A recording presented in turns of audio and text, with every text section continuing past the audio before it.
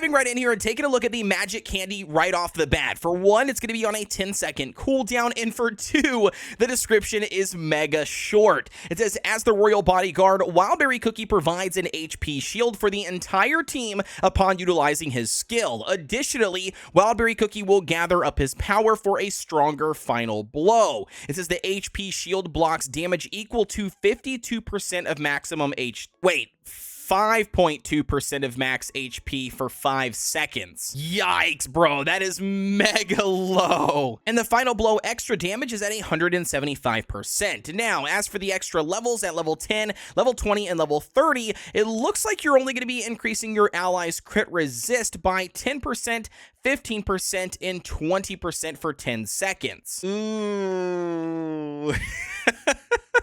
I'm not gonna lie to you, man. That is very, very lackluster that you would expect from a Magic Candy, and quite honestly, probably the worst Magic Candy we've seen in the game so far. Now, as for the team, I'm gonna be utilizing him here next to Wildberry Cookie in the front. We have Pitaya Dragon in the center, and then we've got Snapdragon and Pure Vanilla Cookie in the back. We've got the Old Pilgrim Scroll, the Whistle Treasure, and the Variant Jelly Watch. And as for the toppings, we're gonna be running a full solid almond build here on Wildberry Cookie, once again because we're a frontline unit and we're just stacking up damage resistance to aid in their survivability. Alrighty, officially diving in here, going up against the Hollyberry Capsaicin team. Once again, this is going to be housing Stardust Cookie and Moonlight Cookie with Pure Vanilla Cookie in the back. This is a pretty common team we're going to see throughout the entire arena, and I am very curious to see if this team can actually beat the Capsaicin Stardust Moonlight team. I think it really obviously comes down to the amount of damage that they're able to put out, and we also do have 2 healers, which does aid in us staying alive. But I can tell you right off of the bat,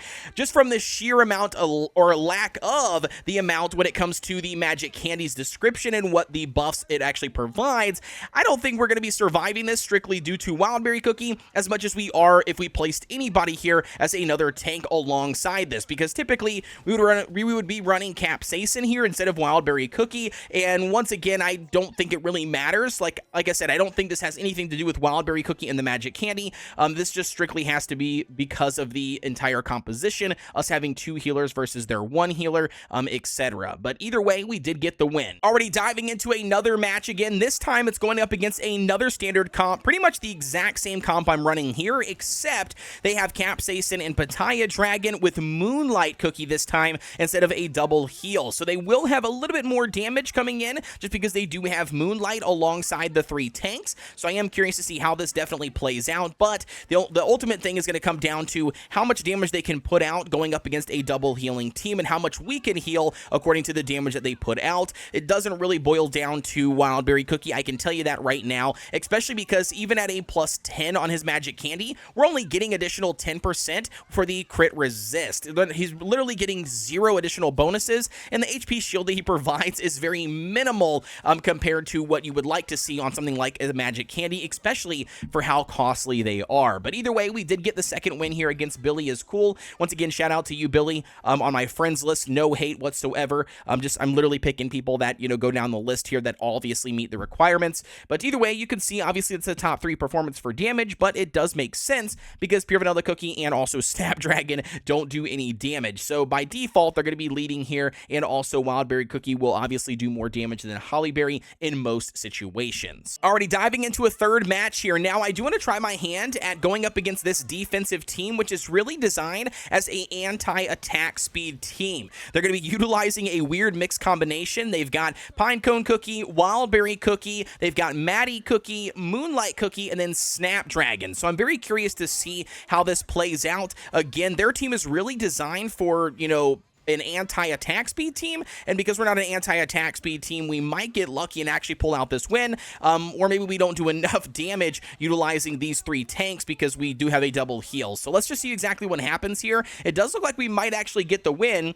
We're going to see at that 30-second mark when the damage increases by 350 who gets the first hit, and our Pitaya Dragon does go off and get the win. I mean, maybe it's not a bad team overall.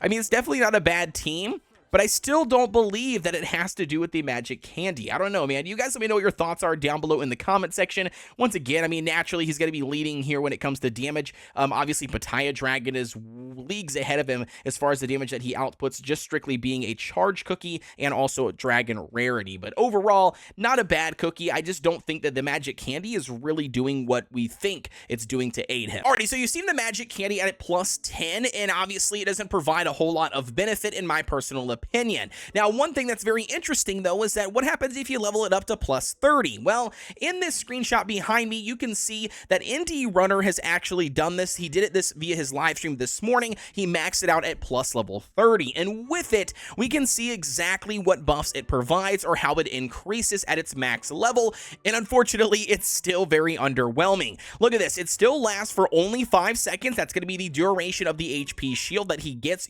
for his magic candy, and also, it only increases from the 5.2% at, you know, the level 10 to 10%. So absolutely very, very weak here, and additionally, it's still only doing 175%. So overall, it's still very, very weak and underwhelming from what you would like to see from a magic candy. Now, the honest truth when it comes to the magic candy for Wildberry Cookie is yes, unfortunately, it does still enhance their skill. It does provide something extra that we didn't have before, but I will say, Wildberry Cookie is really, really strong as it is right now. I mean, pretty much ever since he's been added into the game, he's been a really, really good frontline tank, not only for PvP like the Kingdom Arena, but also still really, really good for World Exploration, Cookie Alliance. I mean, you name it, Wildberry Cookie can suffice as a very good frontline tank. So I'm not exactly sure why they felt the need to drop in a magic candy. I mean, up until this point, I feel like they've done a pretty good job with making magic candies available to cookies that were struggling, not necessarily in the current state of the meta. Maybe the cookie felt very underwhelming, wasn't seeing a whole lot of love or attention,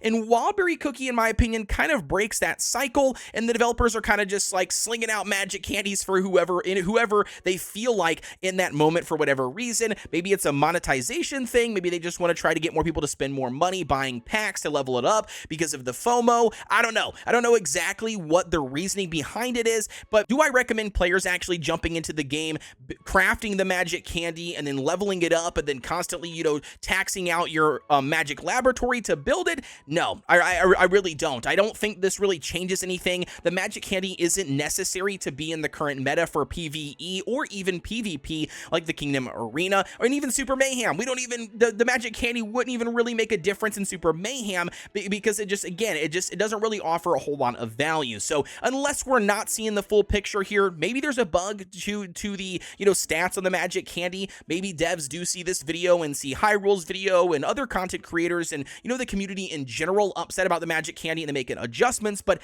either way, at the current state of the game, this is my personal opinion and my first impressions on the magic candy. Don't sweat it. I would honestly focus on building some of the other ones that are more important that will make a massive difference in your progression. That's going to be it for me, guys. You let me know what your thoughts are down below as always. Don't forget to like, comment, and subscribe here on the channel for everything Cookie Run Kingdom related. And with that being said, as always, I'll see you guys on the next one.